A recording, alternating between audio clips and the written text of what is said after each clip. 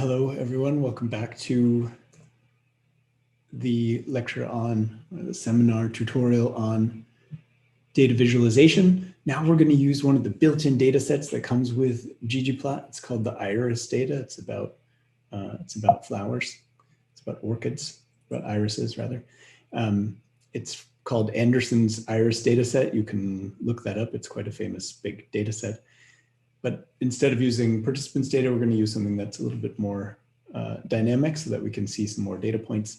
So we're going to use the data is iris, and the X will be sepal length, the Y will be the petal length, the color will be the species, the size, the petal width, and we'll use genome point. So much like the last graphic we made in the last video, we're going to produce a plot that shows bubble sizes and colors on X and Y to demonstrate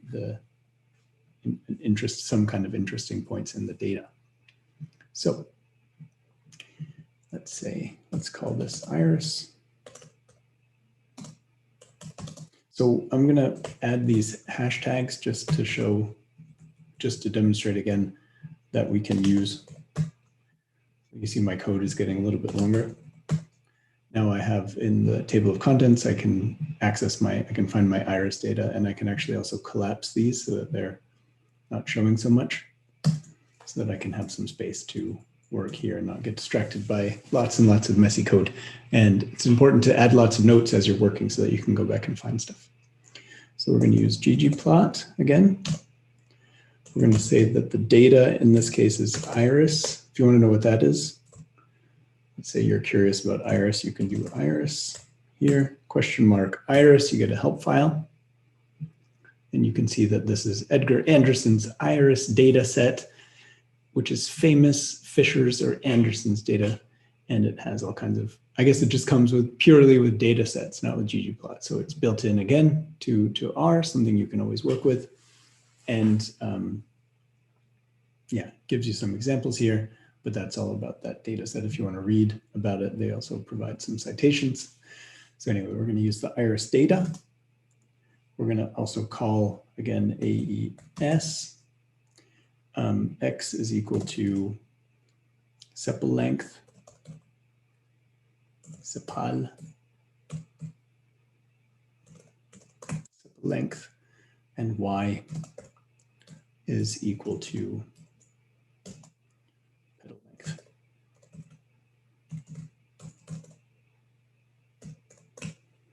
Petal length. And then I'm going to add two more arguments, that is color. The indentation, by the way, doesn't matter that much. I just indent, it'll all run anyway. I just indent for style, and I don't like to get more than I don't like to get too many characters wide. That's just a style thing, but it's easier to read if everything's a bit narrow and not too long. That's the only reason for indentation in this case. So don't worry about following exactly my indentation style. Y is petal length. Now the color is species, and the size, again, giving a size argument, is petal width. Okay, there are two parentheses because we have to close off the AES and the ggplot. I'm adding the plus because I'm going to break a new line. And by the way, what are all these things? Petal width, sepal width.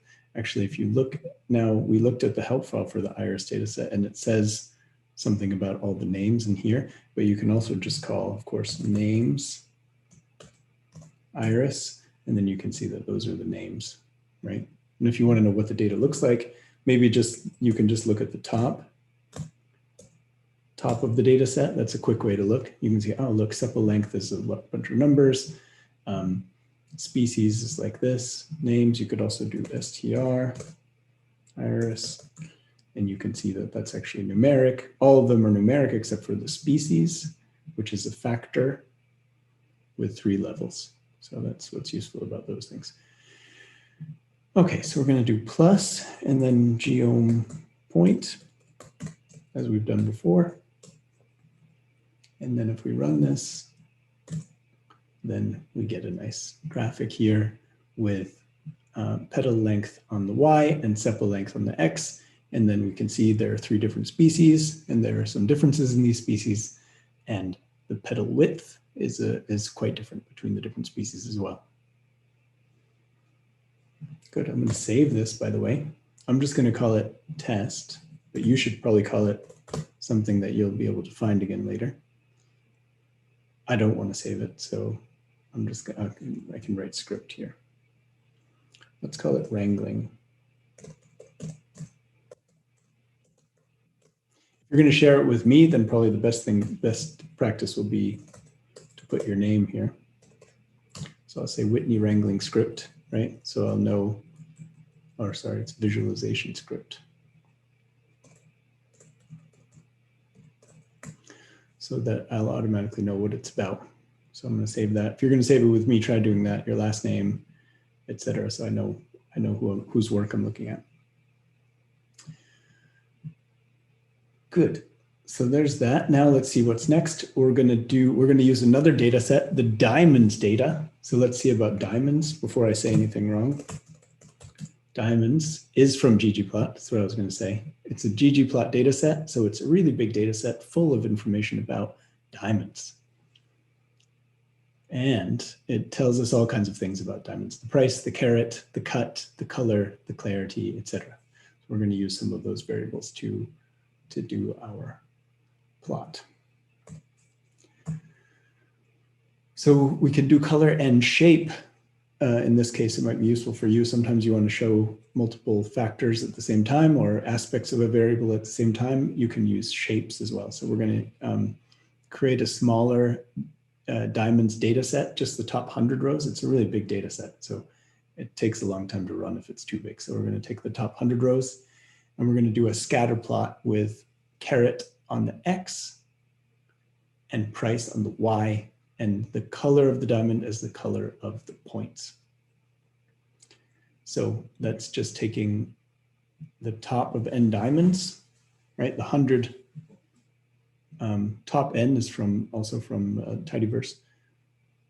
We'll take the 100 top, very top part of that data set, top observations. Then we're going to apply ggplot with d small, this new data set that we made. And the AES is x equals carat and y equals price. Sorry for the awkward indentation here. And the color is equal to color. That's a variable in the data set called color. And then we're going to do geom point again. We're learning lots about geom point today. So we're going to do diamonds data.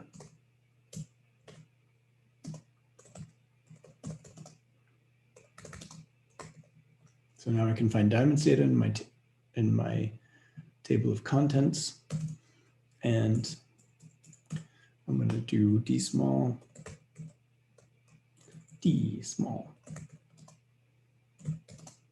is top n.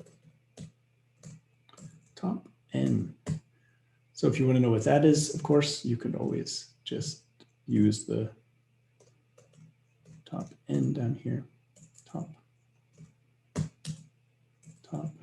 underscore n, and enter. And then we'll see it's from the dplyr package, part of the tidyverse, and it has been superseded in favor of slice max.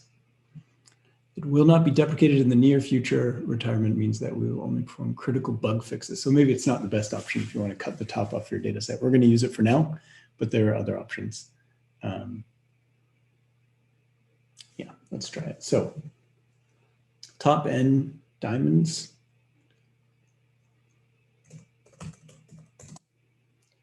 And n equals 100. So now we've got a new top n dplyr. So we need to call, so here when you get this error message, could not find function, it means we need library dplyr. Now it'll work, selecting by Z. And now we're going to take, we're going to use ggplot. We're going to take data as d small, and the AES will be, the aesthetics will be x is equal to caret, and y is equal to price. And now we also want to call the color equals color. Ooh, not minus. And again, adding the plus, because we're going to break and add a new option, is geom point. Okay, so when we run that, we get this new plot, which is just the 100 variables from the diamond data set and caret and price. We could also just use diamonds. That would also work. So instead of using the D small here, I'm using the full diamond set. It just takes a minute to run because it's a lot of data. But it's probably a little bit more interesting to look at lots and lots of data plotted here. Price on the Y and caret on the X, and we can see the colors here. And the colors are color of the diamond. Yeah, that's that. Okay, that's how that one works. So there are lots of options for the geom. So there are different types of geoms, not just geom point, the one I keep using, but we can define different things with geom. So we can have points, as we've been doing. We can have lines, we can have box plots, paths, smooth operations, and these can be combined. So let's see where that is. I don't see the code here.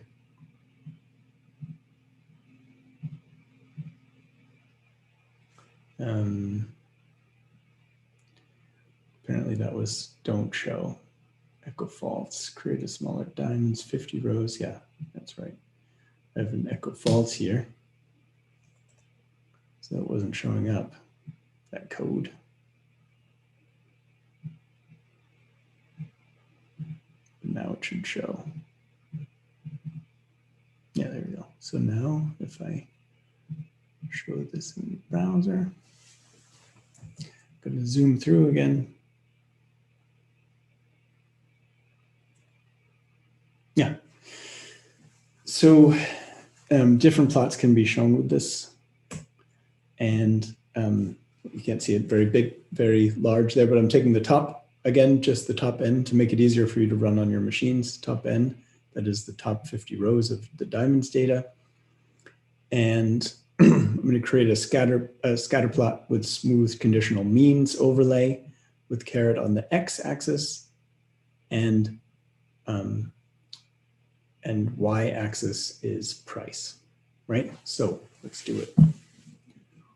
Let's do it. So we take the, where are we here? So we're going to do diamonds.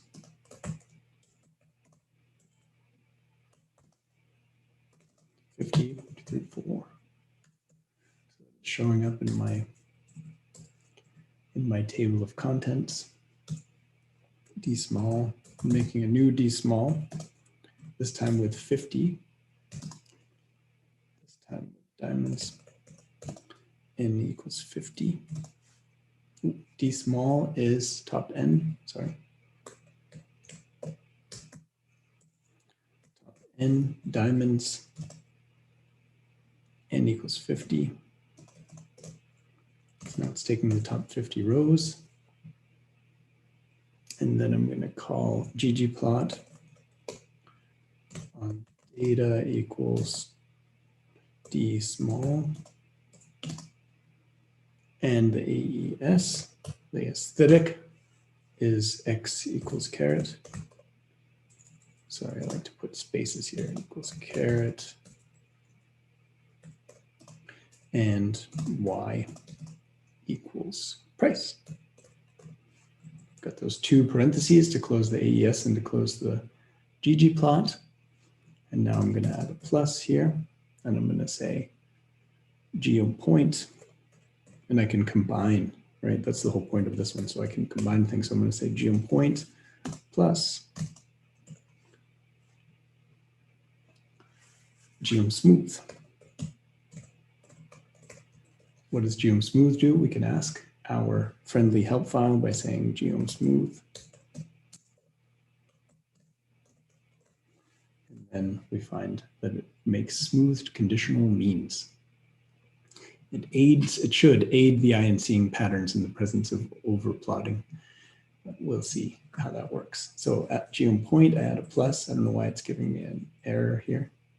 Should be fine. Yeah, everything's fine.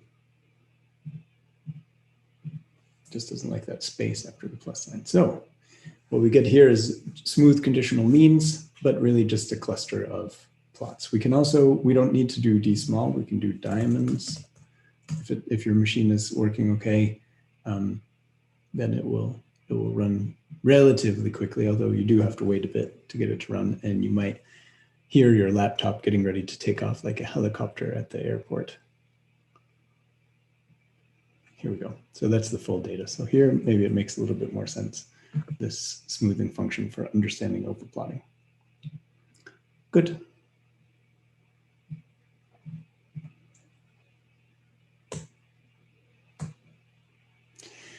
More on the smooth function. It selects the smoothing method automatically, but you can choose the smoothing method as well.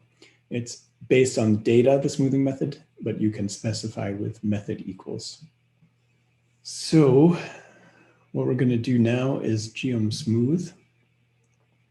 We're going to select our own method of smoothing in case that's necessary for your work. So let's do geom smooth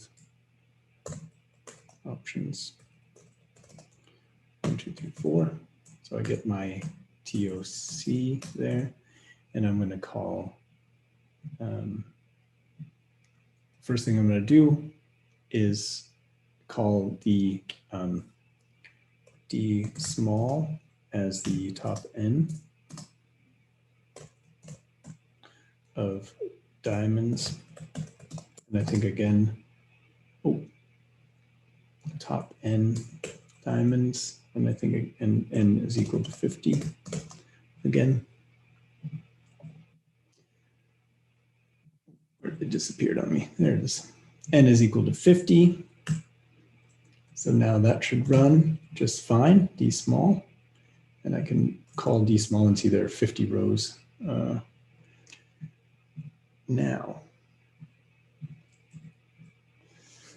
we're going to call ggplot and data equals D small AES is the X argument is D is caret, and Y is price.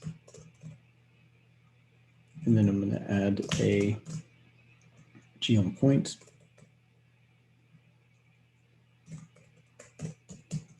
with the plus and a geom smooth. And here I can add arguments to geom smooth. So I can say the method is equal to GLM. That could be in either single quotes, or you can also use double quotes here, it doesn't matter. It's basically synonymous. So I call that, and I get a slightly different model here to get the smooth line. That's just a demonstration of how you can set those options. So we can also build box plots. These are quite useful for sharing data, distributions of data, comparing different distributions. So we're going to use the diamonds data, and we'll say the X is cut and the Y is price, and then we'll just do geom box plot. So that's pretty straightforward. So let's do that. So we can say here, oops, we can say here a box plot.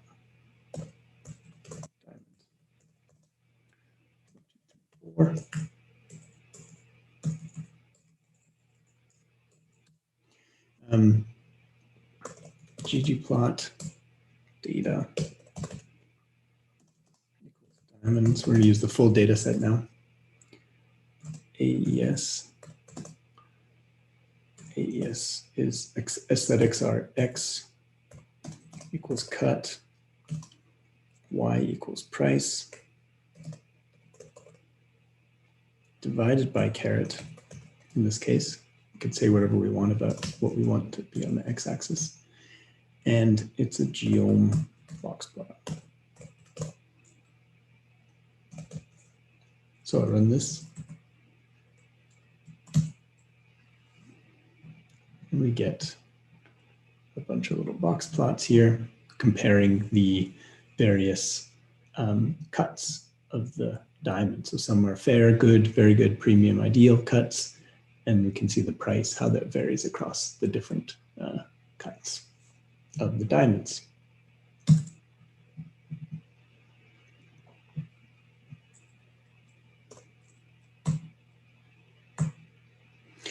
We can use jitter points because that data set is really huge. So many different data points. It might be interesting to see a scatter overlaid on top of your plot. So we can use geom jitter to show all the individual points. So we run the same code. The data is diamonds, X is color, Y is price. And then I guess that's slightly different. X is color, Y is price. What did we do before X is cut? Okay, let's just run it again. So we're gonna add two different geom options together. So we can do box plot. Let's do jitter, diamonds. Now, again, it's pretty cool because now we can collapse all this stuff, right? And we can always refer back to it. Even if it's expanded, we can still refer back to it, but it's easy to manage it's easy to manage your R script if you use headers. So jitter diamonds, we're gonna do ggplot data equals diamonds AES X, that's the aesthetics. The x-axis will be color. The y-axis will be price, again, over caret. And we're gonna add the geom box plot.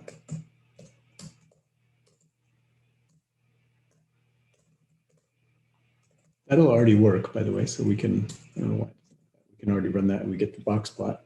But now we'd like to also add jitter to this, so we can go plus geom jitter.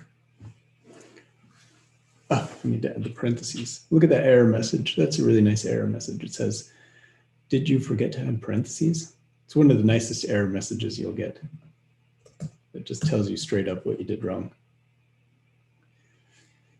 Yeah, you just get geom jitter. So that takes a bit to plot because there's lots and lots of data points there, but we can see now the box plot's somehow hidden behind this massive cloud of geom, of jittered scatter plot points of every observation.